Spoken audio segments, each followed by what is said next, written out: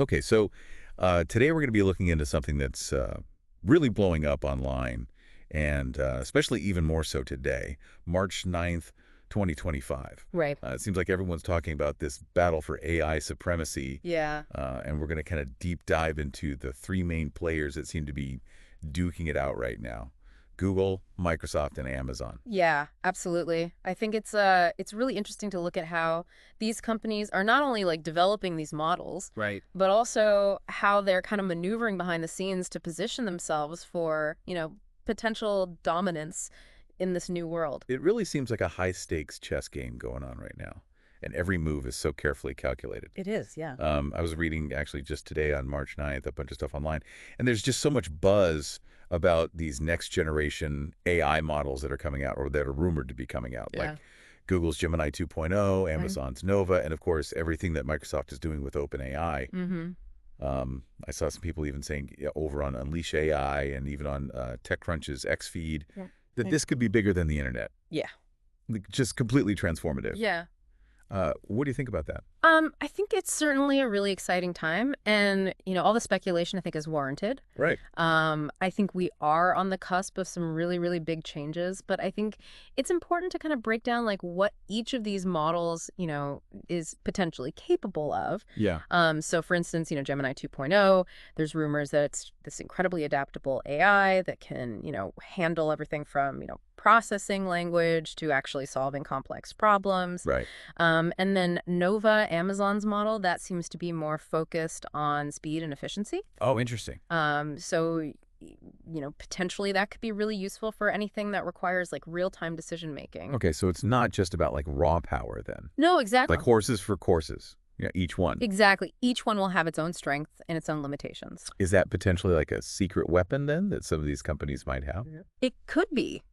Yeah. I mean, if one of these models turns out to be particularly good at something that becomes really crucial, that could give a company a huge edge. Yeah, it makes you think, what's really going to be the killer app for these things? Exactly. Yeah. And then on top of all of this like model development, there's also this whole other layer of this competition, Yeah. which is like the talent acquisition part of it. Yeah. This is huge. I was reading on AIsupremacy.com that Google acquired Character AI.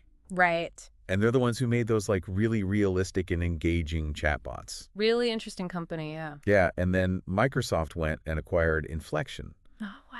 which is the company that's really pushing the boundaries of human-computer interaction. Yeah, they were doing some really cutting edge stuff. So why is that so important then, like the talent side of things? Well, because at the end of the day, like all this AI stuff is being built and improved by really brilliant people. Right. And so, these acquisitions are about more than just, absorbing the technology that these companies have. Yeah. It's about getting all those smart people under one roof. Yeah, like a brain dream for all the other companies. Exactly. Yeah. Yeah, it's a way to kind of consolidate the top talent in the world. So does that mean that the company with the best AI talent automatically wins? Well, that's a good question. I mean, it's definitely a big advantage, Right? but I think there's another really crucial piece to this puzzle that we can't overlook. Wikings. Data. Data. Yeah. Kai-Fu Lee, in his book AI Superpowers, talks about the concept of data monopolies. Okay, data monopolies. And I think that's really key to understanding this whole AI arms race. For those of us who haven't read the book, though, can you just kind of break down that concept? Sure. Yeah. So basically, it's the idea that certain companies have access to such massive amounts of data Right. that they have this almost unfair advantage. Right. So think about Google, for instance.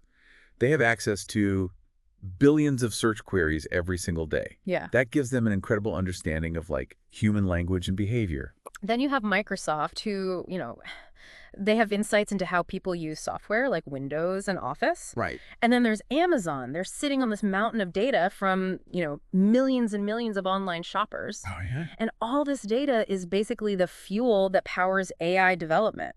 Right. So these companies that already have these huge data sets, they have this massive head start. And they're not just sitting on it, are they? No, no, they're definitely not. They're coming up with new and clever ways to use it. Exactly. And one of the things we're seeing a lot of is this technique called RAG. Yeah. Yeah, it stands for Retrieval Augmented Generation. Okay. And basically, it's a way for AI to access and process all this existing data Okay. to do things like answer questions, generate content, and even make predictions. So they're basically supercharging their AI with all this information that's already out there. Exactly. Yeah. And the type of data a company has can really influence the strengths of its AI. Okay. So for example, because Google has all this search data, they might have an edge when it comes to developing AI that's really good at understanding and generating human language. I see. Whereas Amazon, with all their e-commerce data, Right. they might be better at creating AI that understands consumer behavior and, predicts future trends. So this is almost like a three-pronged battle then. It is. You got the model development, Right. you got the talent acquisition, Mm-hmm. and then you got the data strategies. And they're all interconnected. And they're all interconnected. Yeah. Yeah, it really does feel like we're witnessing like the early stages of this huge technological revolution. It does. Yeah. It's a really pivotal moment. And the million-dollar question is who's going to come out on top? That's the big question. Yeah. And, we've talked about all the different players. Right. We've looked at the models, the talent, the data. Yeah. It's really hard to say for sure, but it's going to be fascinating to watch it all unfold. So now we want to turn it over to you guys listening. Yeah. Think about what we've talked about today. Yeah. The potential of each company's AI model, Right.